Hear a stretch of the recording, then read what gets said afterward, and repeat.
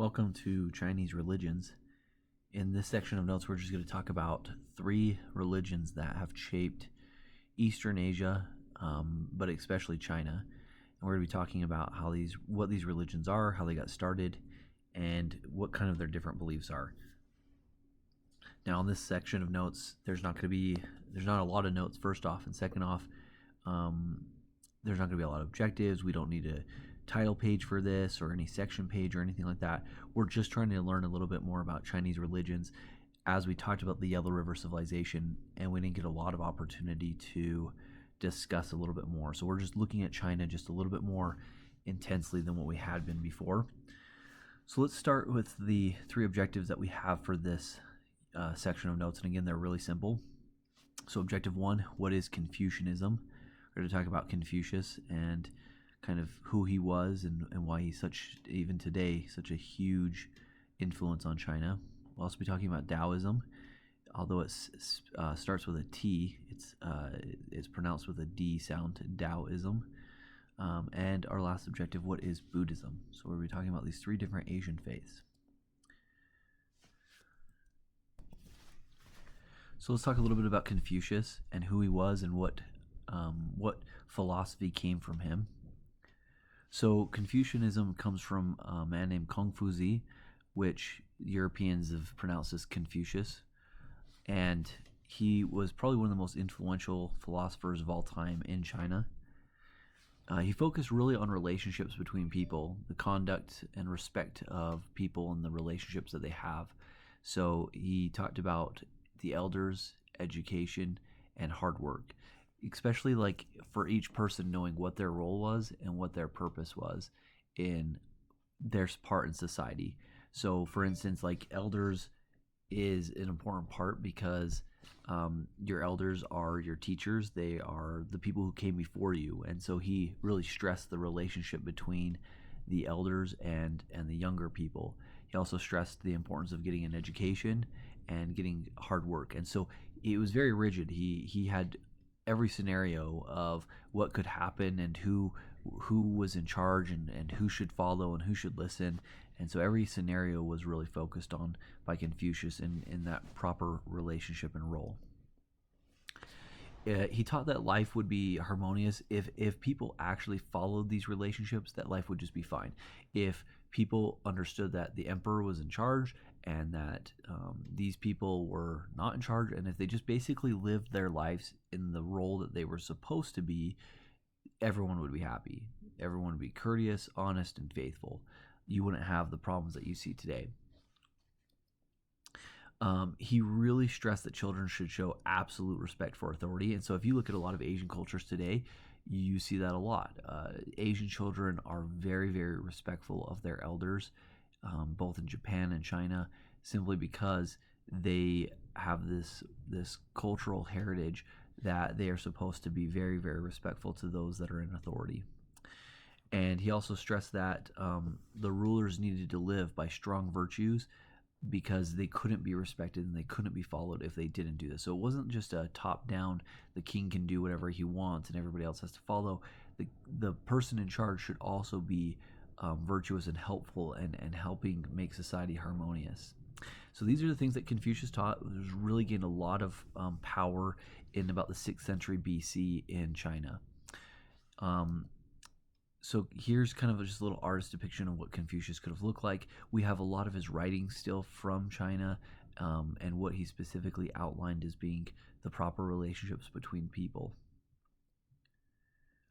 Now, another faith that came very similar at the same about time as Confucianism was called Taoism. And Taoism was based off of the teachings of a man named Lao Tzu. And Lao Tzu was a contemporary of Confucius. In fact, it even says that Confucius met with Lao Tzu and that he called him a magical dragon because he was very mysterious and basically Confucius, it seemed, looked up to Lao Tzu quite a bit, but they had very different parts of society. Many people talk that Confucius was the man of the cities, the man of the empire, while Lao Tzu is the man of nature. Lao Tzu lived out in the woods. He wasn't a part of society, and so his teachings are going to be very much about natural and things related back to nature. So humans should see themselves as a part of nature rather than just kind of taking up nature. They are themselves a product and are in nature themselves. And this, because of this, people should live really as simple of a life as possible. The idea of having a lot of possessions or really beautiful, huge homes is kind of funny to a Taoist, because you're not like, you are like the animals. You are like everything else. You are supposed to live in a very harmonious and balanced nature. And that harmony that you get in your life comes from following the Tao. And the Tao means the way. So Taoism is the way. And what is the way to follow is yin and yang. Yin yang. Yin yang is, you've seen the symbol before.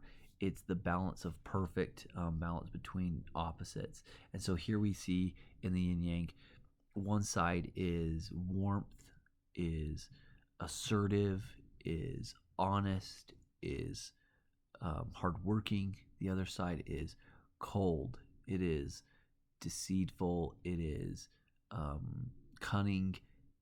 And these things, what you might try to assign one as good and evil, but there really isn't good and evil, because you can't have the warmth and the assertiveness without the cold and the deceitfulness. You have to have both, and that's how you get nature. And so if you look at the yin yang, here you have this perfect circle, and the circle is split between two things. Here in the white, you have the warmth, the assertiveness, and in the white, though, you have this black dot, which represents the opposite side of coolness, of deceitfulness, of cunningness, and then on the exact opposite of the black, you have the little white dot. And so this is the idea that, like, perfect balance and perfect moderation in all things is really what brings a harmonious life, especially in nature. So Lao Tzu, again, was a contemporary of Confucius. He is, by some Taoists, is actually worshipped as one of the three, what they call the three pure ones. It's kind of like they call it the Holy Trinity of Taoism. And so by some, he's considered a god. Others, and a lot of people, consider him just a great holy man who taught people a lot of things. You're going to get things like martial arts and Tai Chi that come from Taoism, which is, not just, being aggressive and being able to fight, but is the ability to have proper balance. And it's a spirituality almost into this form of martial arts. And our last person that we're going to talk about is Buddhism. Buddhism comes from a man named Siddhartha Gautama, and he later becomes known as the Buddha. Siddhartha does.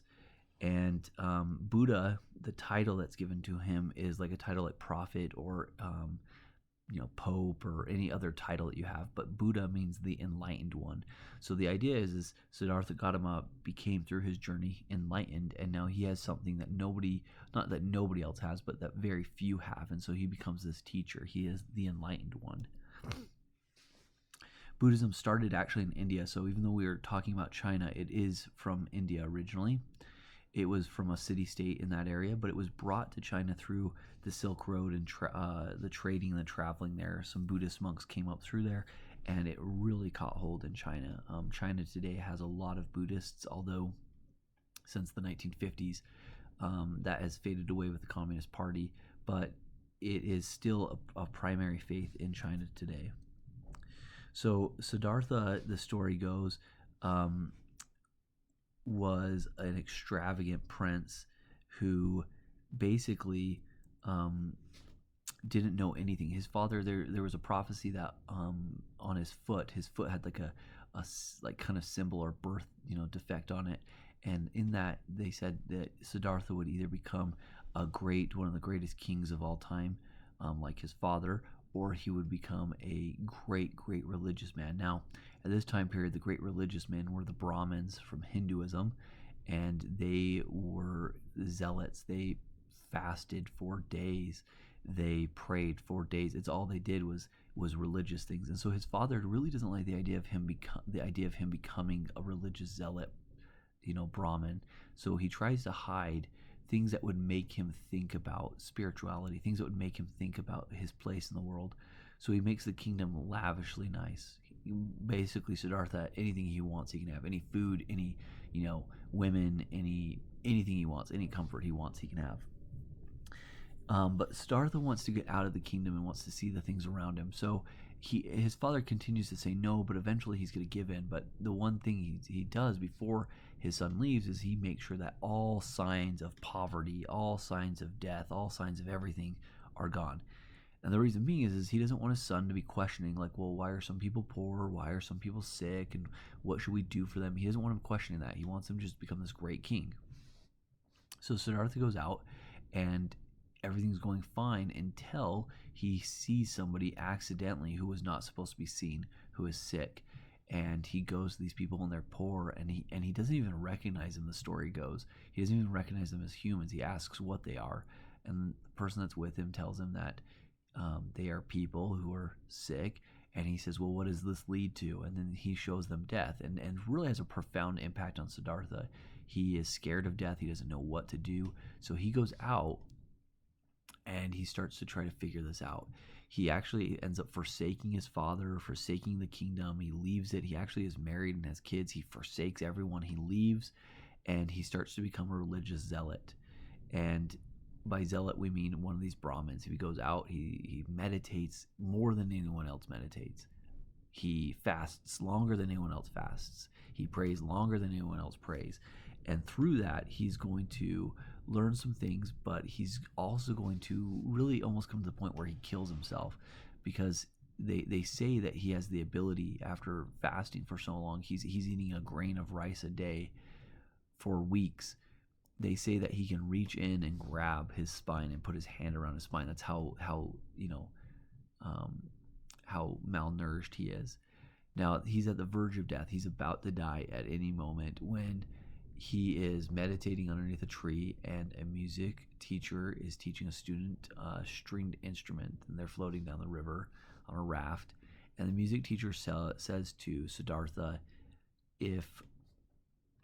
not to Siddhartha, but to the student, he says, if you pull the string too tight, the string will break. If you have it too loose, it won't play.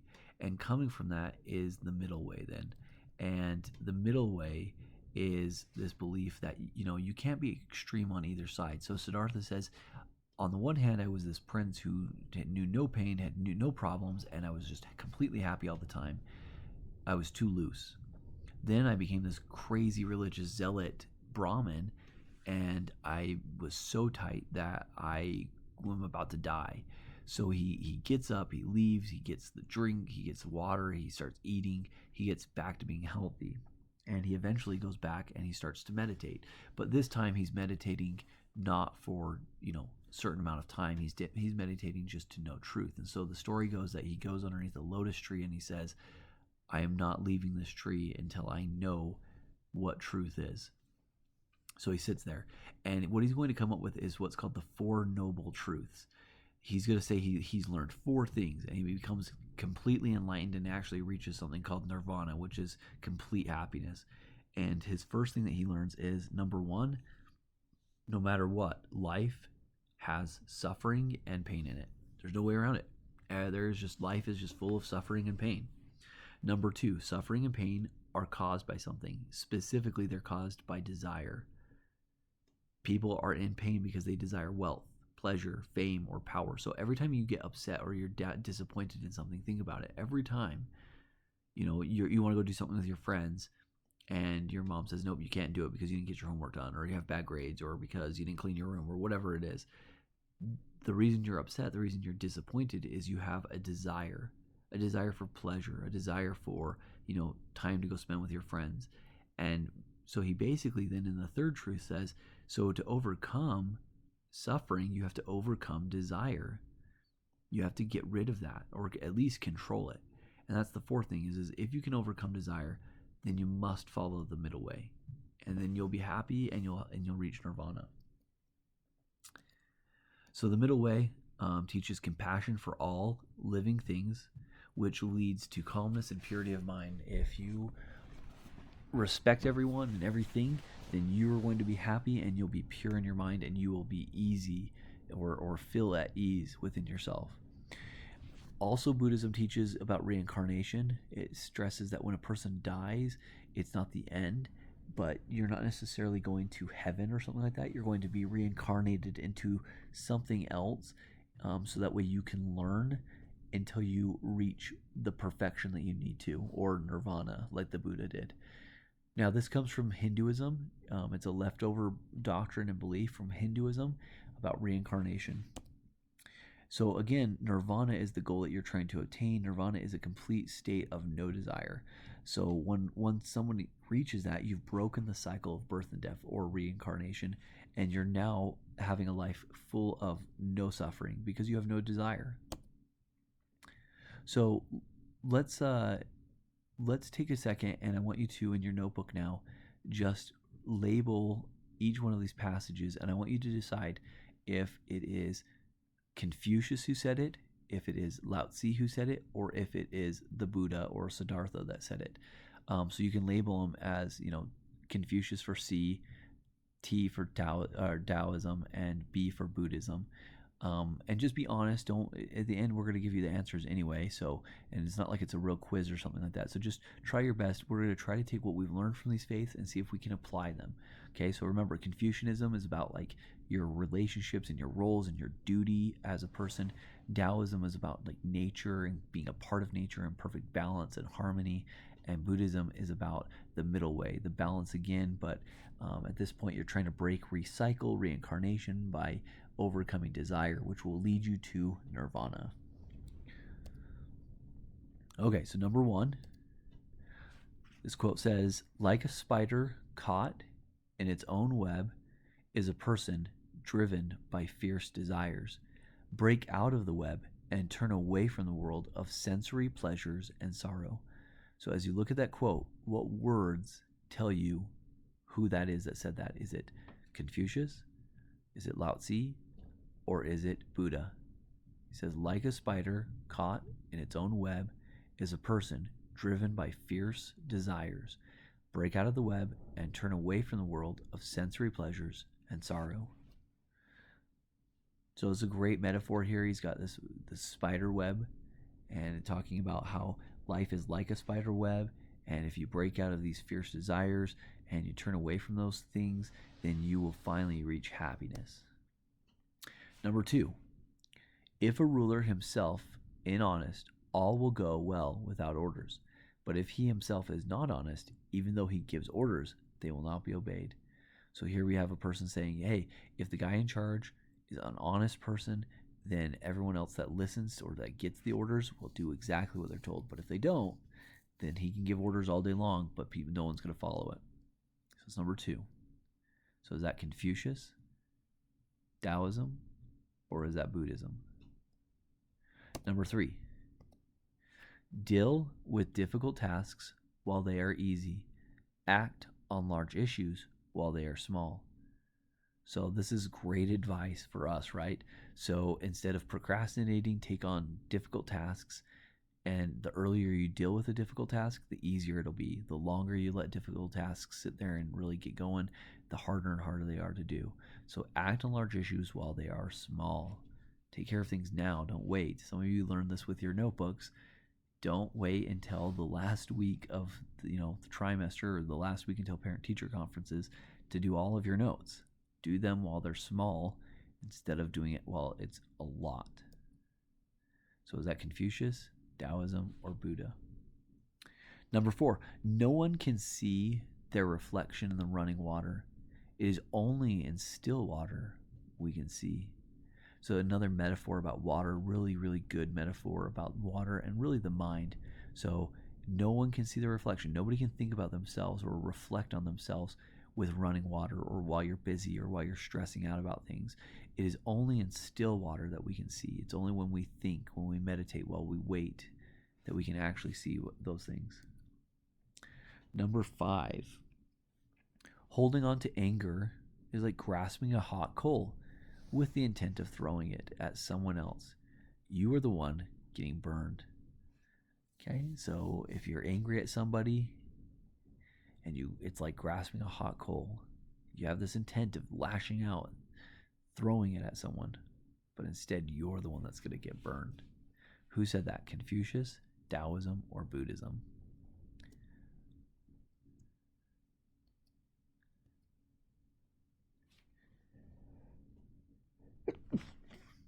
Maybe you've heard this one before. It's kind of a really famous one.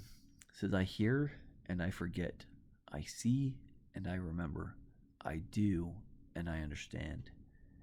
Great one about teaching is I hear and I'm going to forget it. I see it and I'm going to remember it. I do and I'm going to understand. Who said that? Confucius, Taoism, or Buddhism?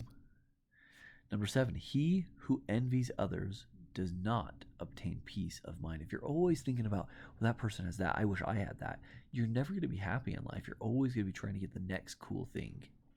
So who said that? Confucius, Taoism, or Buddhism?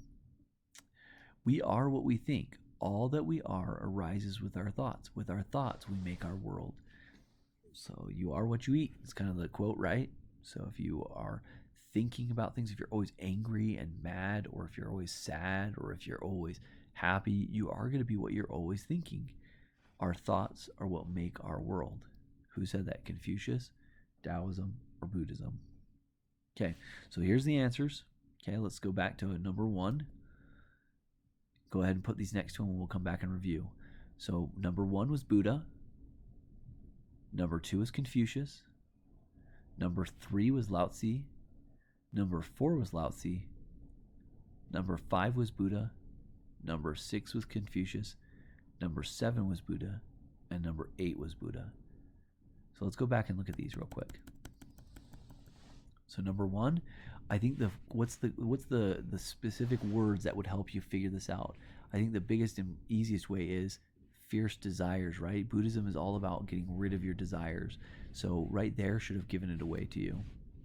This one here, what is this is Confucius, right? So this was Buddha, this is Confucius. What word gives it away here? It's talking about rulers, right? And rulers are and the role that a ruler has over other people are what Confucius talked a lot about. So that's definitely Confucius. So let's look at 3 and 4. With difficult tasks while they are easy, act on large issues while they are small. So this is Taoism, and I think this one might be one of the harder ones, but I think one of the key things is how there's this kind of balance between it, right? Act on large issues while they are small. You know, this perfect balance of things in life kind of hints that it's Taoism, but that might be the hardest one. Number 4, no one can see their reflection in running water. It is only in still water that we can see.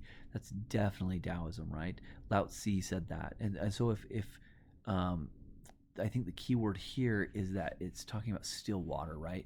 Remember, the Taoists love nature, and so it definitely is connecting back to nature. Holding on to anger is like grasping a hot coal, right? Except you're the person getting burned. That was by Buddha. And this one you can see is about, like, you know, the desires of our heart and what we become, and it kind of hints towards that. This is another one that's kind of difficult to figure out, but this is definitely Buddha. I hear and I forget, I see and I remember, I do and I understand. That is by Confucius. And, you know, I think it's, again, that role of, if you're a teacher, these are the things you need to kind of follow. This is the way that you understand things. Number 7, he who envies others does not obtain peace of mind. So 7 is the Buddha. And the only way you get peace of mind is you don't envy, or if you don't have desires for things that other people have. And the last one, we are what we think, right? Our thoughts are what we become. And this is kind of this idea of reincarnation, that we're just going to continue to become the same thing if we don't rise up into our own levels. And so again, those are the answers. Hopefully this was a little bit fun for you to kind of see what these religious leaders in China, kind of what their thoughts are, some famous quotes from them, and how they believed. If you have any questions, the objective should be very easy for you. It's basically already labeled in each section, right? So they were, what is Confucianism, what is Taoism, and what is Buddhism. And so you should just mark those objectives as being done in each of those sections. Thanks so much, guys.